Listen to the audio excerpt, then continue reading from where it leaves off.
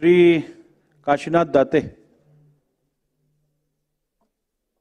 श्री अध्यक्ष महोदय, मी औचित्याच्या मुद्द्याद्वारे या ठिकाणी आपल्या मार्फत शासनाचं लक्ष वेधू इच्छितो।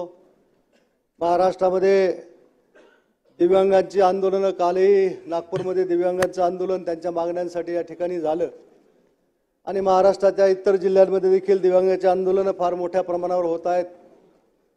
माझ्या अहिल्यानगर जिल्ह्यातील आणि विशेषतः माझ्या पारनेरनगर मतदारसंघात देखील गेली 4 महिन्यापासून त्यांच्या खात्यावर वर्ग झालेला नाही। राज्यातील संजय गांधी निराधार योजनेच्या अंतर्गत या दिव्यांगांना खरं म्हणजे 1500 रुपये आपण अनुदान देतो। आज महागाईच्या काळामध्ये निश्चितपणे या दिव्यांग बांधवांचा या 1500 रुपयामध्ये उदरनिर्वाह निश्चितपणे होत नाही।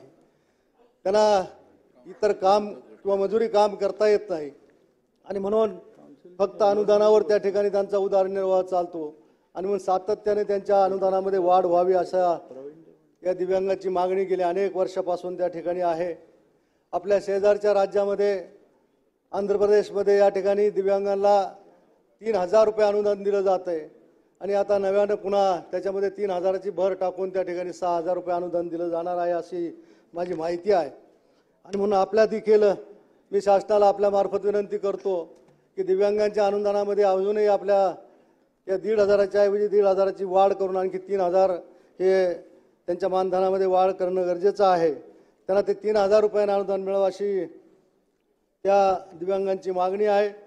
त्याचा गांभीर्यपूर्वक विचार शासनानं करावा अशी मी आपल्या मार्फत शासनाला विनंती करतो।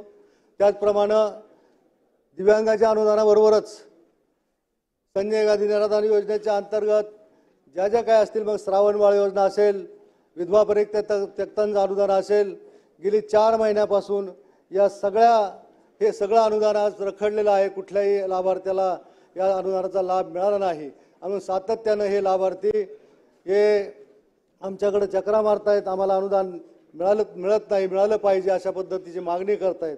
आणि आता सरकार बदलल्यानंतर या समित्या देखील आता राहिलेल्या नाहीत। संजय गांधी निराधार समित्या ह्या बरखास्त झालेल्या आहेत आणि म्हणून नव्यानं समित्या होईपर्यंत त्या ठिकाणी या संजय गांधी निराधार योजनेचे जे काही प्रकरण पेंडिंग आहेत त्याच्यासाठी देखील कुठला तरी मार्ग काढून त्या कमिट्यांच्या बैठका झाल्या पाहिजेत आणि उर्वरित जी मागणी आहे त्या मागणी करणाऱ्या लाभार्थ्यांचा देखील लाभ त्या ठिकाणी मंजूर केला पाहिजे। या ठिकाणी संजय गांधी योजनेत थकलेलं अनुदान त्वरित वितरण करण्यात यावं अशी मी या औचित्याच्या मुद्द्याद्वारे आपणास शासनास विनंती करीत आहे। धन्यवाद।